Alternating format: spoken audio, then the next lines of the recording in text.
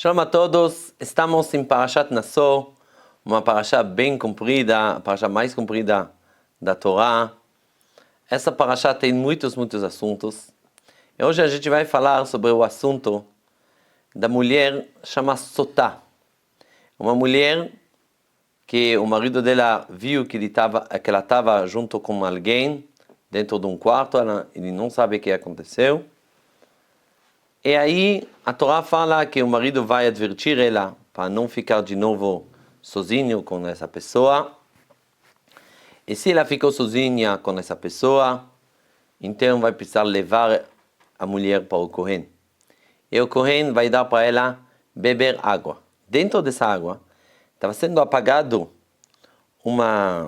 vários versículos da Torá e também nomes de Hashem sendo apagado. Dentro dessa água, ela vai beber essa água. E se ela fez uma coisa errada, essa água vai causar que ela vai explodir, ela vai morrer. E se ela não fez coisa errada, vai ter muita bênção, vai ter filhos e tudo isso. Isso é essa história dessa mulher. Verdade, essa história dessa mulher é muito especial. De duas coisas. Primeira coisa, essa mulher, ela tem possibilidade, mesmo se ela fez uma coisa errada, ela tem possibilidade de admitir. E mesmo se ela vai admitir, ela não vai morrer, porque não tinha testemunhos. Então, que ela fez uma coisa errada com alguém estrangeiro. Mas ela vai se divorciar do marido dela. Ela não vai morrer, vai poder casar com outras pessoas, vai dar tudo certo. Mas tem aqui uma coisa especial, que essa mulher, mesmo sabendo que ela fez coisa errada, ela não quer admitir, ela quer ir até o Bet HaMikdash. É como se fosse que até que não vai acontecer para ela todo esse castigo, ela não vai admitir. Isso a gente precisa entender disso, uma coisa muito importante. Da tendência da pessoa, infelizmente, em vez de se arrepender, em vez de fazer chuva, ele quer ir até o final e não fazer chuva. Isso é a primeira coisa que a gente vai prestar atenção bem para poder aprender uma lição para a nossa vida. A segunda coisa, o que tem de especial nessa história é que o castigo é feito através de água, com o nome de Hashem e tudo isso.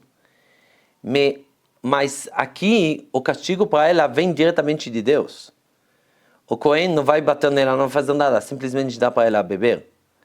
E Hashem vai mostrar para todo mundo como que existe julgamento, existe regras. Hashem, ele está controlando aqui nesse mundo, ele que está fazendo as coisas. Um grande moral. Alguém que poderia ver essa cena, ver como Hashem faz julgamento não no mundo vindouro, aqui nesse mundo. Isso também é um segundo ponto muito especial nessa história dessa mulher. E o que a gente pode aprender desses dois pontos? Uma coisa geral, como a gente pode entender quando está escrito na Torá sobre castigos, quando está escrito na Torá sobre uma missão de alguém, a gente pode entender uma coisa muito forte. Primeira coisa que a gente precisa saber. Está escrito na Gemara de Nidá. Está escrito assim, que o bebê dentro da barriga da mãe, ele fica estudando, aprendendo Torá. Depois que ele acaba estudando Torá, o anjo vai fazer ele esquecer de toda a Torá. Aí chega uma mensagem muito forte para esse bebê, para esse ser humano que está entrando agora, que está começando a vida dele. Fala a Gemara, fala o Talmud, faz jurar ele. Faz jurar esse bebê, que esse bebê vai ser justo e não vai ser perverso. Mashbi'in oto tiye tzadik ve'al tiye rasha. fica justo, não fica perverso. A pergunta é, o que quer dizer faz jurar ele? Ele é um bebê. Qual é a mensagem que a Gemara aparentemente quer ensinar para nós? Não para esse bebê, porque esse bebê nem vai saber se lembrar do que aconteceu com ele. Mas o que quer ensinar que faz jurar esse bebê? Não é que ensina para ele ser justo, não. Faz jurar. O que quer dizer isso? Então, a explicação é o seguinte. Que quando você fala para alguém faz jurar, você quer fazer jurar alguém que ele vai fazer uma coisa. Em outras palavras, você quer garantir que essa pessoa vai mesmo cumprir as palavras dele. Se você vai falar para alguém, fala que você vai fazer isso sem jurar, talvez ele não vai cumprir a palavra. Mas quando você está fazendo jurar alguém, tem muito mais chance, já que o juramento é tão grave que ele vai mesmo fazer o que ele está falando. Então, o juramento é como se fosse para falar, para garantir que acontece mesmo o que você quer. A mesma coisa nos sábios falam. Hashem fala para esse ser humano que começa agora a vida. Fica justo ou não fica perverso. Em outras palavras, assim. Fazer jurar de falar no final das coisas. Você não tem muito a escolha. Sua alma chegou para esse mundo, tem uma missão para corrigir, para consertar, para cumprir. É essa missão vai acontecer. Se nessa reclamação, na próxima reclamação, mas qualquer coisa, a missão dessa alma de se purificar, o conserto dela vai acontecer qualquer jeito. Onde fica o livre-arbítrio? O livre-arbítrio você pode escolher fazer isso de uma maneira mais rápida, de uma maneira mais leve, seguindo a ordem do manual da vida que é a Torá, não fugir da missão que Hashem te deu, e aí você vai conseguir chegar para essa missão, cumprir, para purificar sua alma, para poder ela ir depois de 120 para o mundo vindouro. Em outras palavras, a pessoa, a missão dele já está, Hashem já sabe, já colocou como a missão dele vai ser. Uma pessoa só ele precisa se conectar com a parte mais espiritual dele e não fugir dessa missão, ele vai chegar fazendo essa missão para poder ir lá no Gan Eden, no paraíso. Então é isso que a gente está aprendendo. Mas, muitas vezes, temos uma tendência de fugir da nossa missão. Como que o grande rabino Hafetz Chaim, Rav Israel Meir Cohen, ele explica, quando ele está dando um motivo, dia de Yom Kippur, dia do perdão, temos uma porção que a gente está lendo na Bíblia, no Tanakh, do Yoná. Yoná, que era uma profeta, que Hashem deu uma missão para repreender uma cidade, fazendo essa cidade que vai fazer chuva. Em vez de ir para fazer essa missão, ele fugiu, ele foi lá pegando um navio, e aí chega uma tempestade, ele vai dormir, depois ele entende que toda essa tempestade é para ele, por causa dele, ele vai ser mandado dentro da água, lá ele entra dentro do peixe grande, depois foi jogado para o peixe pequeno, depois foi jogado para a terra, e no final vai ir lá para fazer a missão que Hashem deu para ele. Isso é a história bem resumida, bem rápida. Só que, pergunta ao Hafetz Chaim, o que vem ensinar para a gente? Uma profeta que Deus fala para ele fugindo de Deus. É isso o exemplo que a gente precisa no dia do perdão? Fala o Hafetz Chaim que a história de Yoná, dessa profeta, é a história de cada um e um de nós. Como que Yoná tem uma missão de ir lá fazer chuva uma cidade, cada um tem uma missão dele nesse mundo. Mas quando a gente está sentindo e sabendo qual é a nossa missão, temos uma tendência de fazer exatamente o que Yoná, fugir. Fugir de Hashem, fugir de nossa missão, fugir de nosso propósito na vida, nosso significado da vida, fugir. Vai fugindo. E aí chega Deus, todo bondoso, Ele chama a gente. Ele está dando, não está dando certo aqui, não está dando certo ali. Não está dando certo como as expectativas. E aí, nesse momento, a gente começa a refletir, por causa que eu não estou fazendo as coisas certas, preciso melhorar aqui, preciso melhorar ali.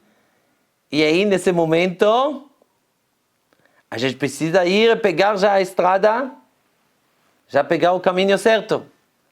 De novo chega o Yetzer Hara e faz a gente ir dormir. Quando começou a tempestade no navio, na água, Yonah simplesmente vai dormir. De novo, fugindo da missão. E depois que todo mundo vai acordar ele, não tem onde dormir. Não tem como dormir aqui, querido. Precisa resolver, tem uma tempestade. Não tem muita escolha. E a pessoa, ele pode chegar para entender mesmo que não tem muita escolha. Ainda, ele prefere morrer. Ele acha que a morte vai ser o lugar melhor para ele. Mas de jeito nenhum ele não quer pegar a estrada para fazer a missão dele. Não quer. E Yonah fala para eles, me joga no mar. Ele tem certeza quando ele vai morrer, acabou essa história. Não vai precisar mais fazer a missão. Acabou. Hashem fala, não, querido. Você acha que a morte vai acabar aqui? Vai ter uma nova vida. Dentro de um peixe. Vai ter nova vida, vai ter reencarnação. E de novo, tudo vai começar de novo. Não tem como. Você tem uma estação que você precisa chegar. Não adianta fugir para o caminho pela favela. Não adianta. Você vai precisar voltar. Mas dentro do peixe, um peixe grande, que dá ainda, uma baleia grande, dá ainda para fugir. De novo, chega uma vida que tem como fugir. Então a pessoa não faz chuva.